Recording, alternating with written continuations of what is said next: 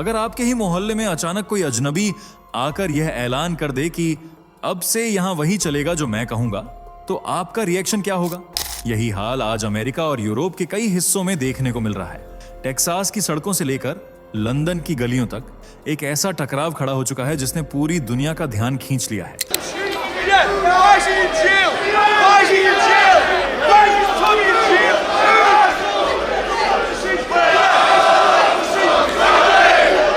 America के एक governor ने हाल ही में जिस अंदाज में शरिया कानून पर वार किया है, उसने मुस्लिम नेताओं और लिबरल समाज दोनों को हिला दिया।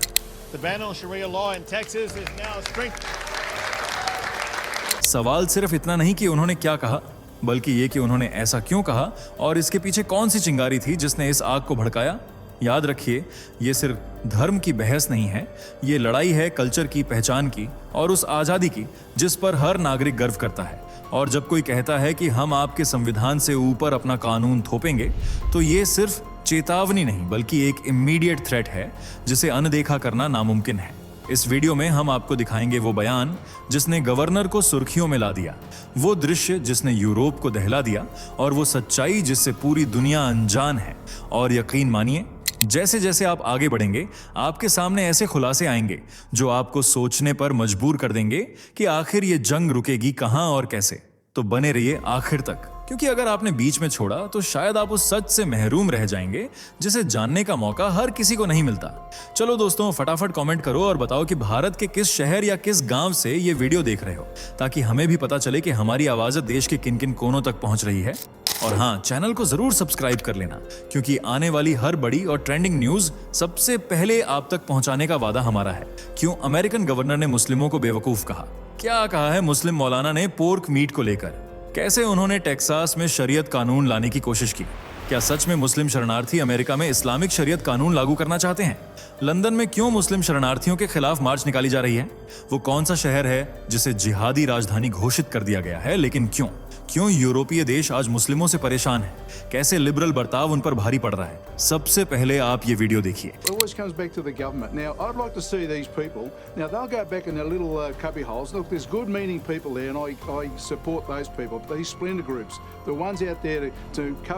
ये नजारा है 31 अगस्त 2025 को ऑस्ट्रेलिया की गलियों में निकाली गई मार्च का, जिसे मार्च फॉर ऑस्ट्रेलिया कहा गया। सिडनी, मेलबर्न जैसे कई इलाकों से 8 से 10 हजार लोग इस प्रदर्शन में शामिल हुए थे और सरकार पर दबाव बनाया था कि वो शरणार्थियों को बाहर निकाल दे, खास तौर से मुस्लिम शरणार्थियों को।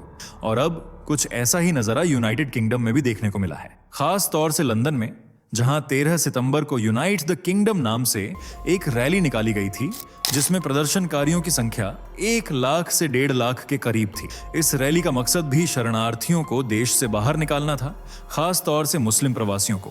प्रदर्शनकारियों ने नारे लगाए थे कि उन्हें अपना देश वापस चाहिए, जिसमें केवल अंग्रेज हों, न कि बाहरी लोग। इस प्रदर्शन की आग इतनी तेजी से फैली कि प्रदर्शनकारियों के अलावा आम जनता भी इस रैली में शामिल होती गई।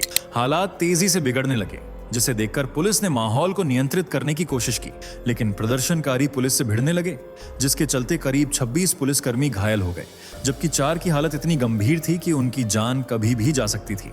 लेकिन प्रदर्शनकारियों का यह गुस्सा पुलिस के लिए नहीं, बल्कि शरणार्थियों के लिए था, क्योंकि पिछले समय में लंदन से लेकर पूरे ब्रिटेन तक मुस्लिमों की आबादी इतनी तेजी से बढ़ी है कि ईसाई धर्म वाला ब्रिटेन मुस्लिम संस्कृति में बदलता जा रहा है। उसकी अपनी संस्कृति कहीं खो सी गई है। 2011 में जहां लंदन में 10 लाख से ज्यादा मुस्लिम थे, वहीं अब यह संख्या 13 लाख से भी ऊपर पहुंच चुकी है। आज के समय में लंदन की 15% आबादी पूरी तरह से इस्लाम को फॉलो करती है। इसलिए आज लंदन की सड़कों पर प्रेयर की गूंज नहीं, बल्कि अजसान की आवाज़ सुनाई देती है। और अगर आप ग्रीन स्ट्रीट पर पहुंच जाएं, तो नजारा बिल्कुल पाकिस्तान जैसा नजर आएगा। पुरुष सर पर टोपी और शरीर पर कुर्ता पायजामा पहने दिखेंगे, जबकि लंदन की दुकानों पर साइन बोर्ड अंग्रेजी में नहीं बल्कि उर्दू में लगाए जा रहे हैं। हलाल मीट की दुकानें धड़ल्ले से खुल रही हैं। चर्चों के साथ साथ मस्जिदें भी लंदन में अपना दायरा बढ़ाती जा रही हैं। वहीं ब्रिटिशों की शान माने जाने वाले पब्स की संख्या तेजी से घट रही है। यह एक तरह से अच्छी बात भी है कि शराब का सेवन कम हो रहा है, लेकिन इन्हीं शराब खानों को लंदन के साथ साथ ब्रिटेन वासी अपने कल्चर का अहम हिस्सा मानते हैं। इसलिए उनका मानना है कि बढ़ती मुस्लिम आबादी उनके कल्चर को खत्म कर रही है। उनकी ईसाई संस्कृति को इस्लामिक संस्कृति से रिप्लेस करने की कोशिश की जा रही है। और यह सिर्फ आरोप नहीं बल्कि आज की हकीकत है। जिसका जीता जागता उदाहरण आप ईद उल फित्र पर देख सकते हैं। जी हां, ईसाई बाहुल्य शहर लंदन में जितनी धूम से क्रिसमस मनाया जाता है, उतनी ही रौनक ईद पर भी सजती है। इस दिन 20,000 लोग नमाज पढ़ने के लिए मस्जिदों के बाहर जमा होते हैं। सड़कों पर सफेद कुर्ता पायजामा पहने पुरुषों की भीड़ नजर आती है, जबकि ब्रिक लेन में तो बांग्लादेशी समुदाय ने अपना पूरा इलाका ही बसा लिया है, जिसे बांग्ला टाउन नाम दिया गया है। यहाँ सिर्फ हलाल रेस्टोरेंट्स और मस्जिदें दिखाई देती हैं। यानी यह लंदन का वो हिस्सा है जो पूरी तरह इस्लाम में रंग चुका है। ऐसे इस्लामिक माहौल में ब्रिटेन के लोग खुद को अजनबी महसूस करते हैं। उन्हें ऐसा लगता है कि वे ब्रिटेन के निवासी नहीं, बल्कि घूमने फिरने आए पर्यटक हैं। यानी अपने ही देश में उन्हें परायों जैसा अनुभव हो रहा है, क्योंकि आज न सिर्फ गली मोहल्लों में मुस्लिम आबादी की चहल पहल दिखती है, बल्कि बांग्लादेशी भाषा भी सुनाई देती है। इसी कारण पूरे इंग्लैंड में मुस्लिम शरणार्थियों को देश से बाहर निकालने के लिए रैलियां निकाली जा रही हैं, ताकि उन्हें अपना ब्रिटेन ईसाई संस्कृति और ईसाई जनसंख्या से गुलजार दिखाई दे। लेकिन ऐसा होना अब शायद नामुमकिन है, क्योंकि मुस्लिम शरणार्थी एक के बाद एक देशों को अपना टारगेट बना रहे हैं, और ब्रिटेन के बाद अब अमेरिका इनका अगला ठिकाना बन गया है।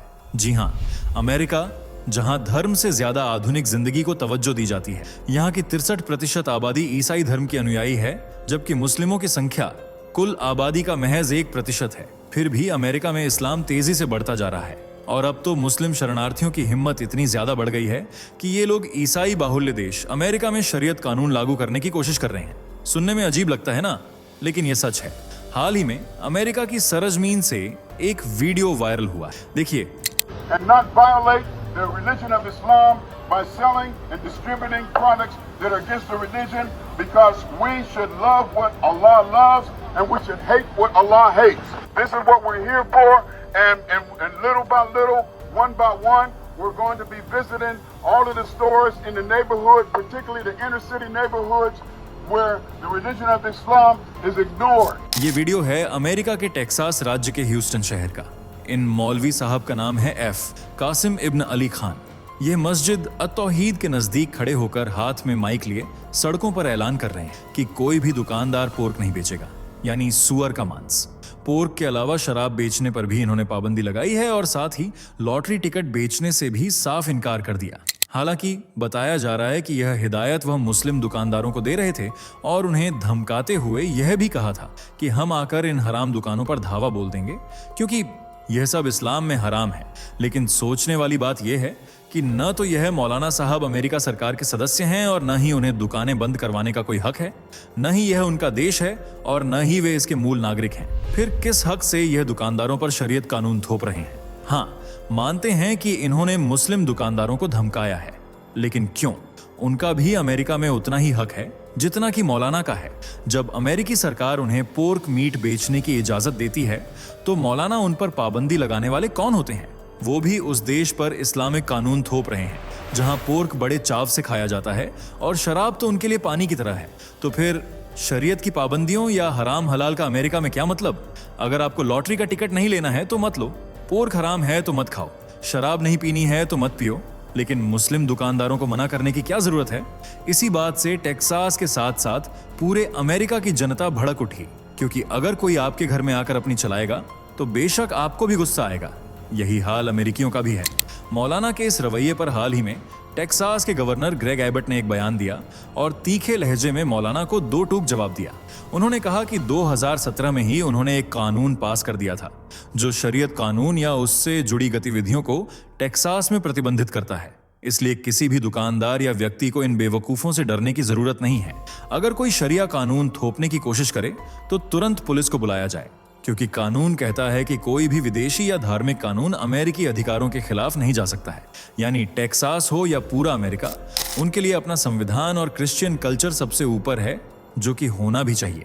आज ऑस्ट्रेलिया से लेकर लंदन, अमेरिका तक सब मुस्लिम शरणार्थियों की दादागिरी से परेशान हो चुके हैं और उन्हें अपनी गलती पर पछतावा हो रहा है कि काश उन्होंने लिबरल नहीं बनकर मुस्लिम शरणार्थियों को देश में रहने की पनाह न दी होती, तो आज उनके कल्चर को दबाने की कोशिश न की जा रही होती। पर अफसोस, उन्होंने लिबरल सोच को बढ़ावा दिया और इसी बात का फायदा उठाकर मुस्लिम शरणार्थियों ने सऊदी अरब, दुबई, ओमान, कतर जाने की बजाय यूरोपियन देशों में पनाह लेकर अपने कायदे कानून और शरिया कानून स्थापित करने की कोशिश की। और बेल्जियम की राजधानी ब्रसेल्स में बसे मोलेनबीक में तो मुस्लिम शरणार्थियों ने ऐसा डेरा जमाया है कि इसे जिहादी राजधानी तक घोषित कर दिया गया है। यहाँ मुस्लिम शरणार्थियों का आना 1970 के बाद शुरू हुआ था, जब अपने अपने देशों में चल रहे गृह युद्धों से बचकर ये शरणार्थी बेल्जियम आए थे। उस समय इनकी आबादी काफी सीमित थी, इसलिए ये लोग बड़े शांत रहे। लेकिन जैसे जैसे आबादी बढ़ती गई, वैसे वैसे मुस्लिम शरणार्थियों ने बेल्जियम में अपना हुक्म चलाना शुरू कर दिया। गलियां अरबी साइन बोर्ड और हलाल दुकानों से भर गईं। मोलेनबीक में तो मुस्लिम आबादी इतनी है कि वहां पुलिस भी कदम रखने से डरती है, क्योंकि जब भी पुलिस वहां लॉ एंड ऑर्डर का थैला लेकर पहुंचती है, मुस्लिम शरणार्थी उन पर पथराव करते हैं, क्योंकि उनके मुताबिक न सिर्फ मोलेनबीक उनका इलाका है, बल्कि हुकूमत भी वहीं उनकी है। ऐसी ही दादागिरी का शिकार है स्वीडन के माल्मो का रोसेंगार्ड इलाका, जहां 85% आबादी सीरियाई, इराकी और सोमाली है। ये लोग न सिर्फ इस इलाके पर अपना कब्जा जमाते हैं, बल्कि लड़ाई, दंगे, मारकाट और पथराव जैसी गतिविधियां भी यहाँ बहुत ज्यादा होती हैं। इसलिए पुलिस भी यहाँ कदम रखने से कतराती है। यानी जिन देशों ने मुस्लिम शरणार्थियों को बेसहारा, बेबस और बेघर समझकर पनाह दी और लिबरल सोच की मिसाल पेश की, आज वही देश मुस्लिम शरणार्थियों की दादागिरी से परेशान है और उन्हें देश से बाहर खदेड़ने की कोशिश में लगे हैं। वैसे आपको क्या लगता है, क्या शरणार्थियों को पनाह देना गुनाह है? क्या उन देशों ने इंसानियत दिखाकर गलती की? अपनी राय कमेंट में बताइए। वीडियो को लाइक और चैनल को सब्सक्राइब कर लीजिए। दोस्तों, आपकी स्क्रीन पर 2 और वीडियो दिख रही हैं, जिसे देखने के लिए आप स्क्रीन पर क्लिक करें। दोनों देखिएगा, बहुत अच्छी वीडियो बनी है।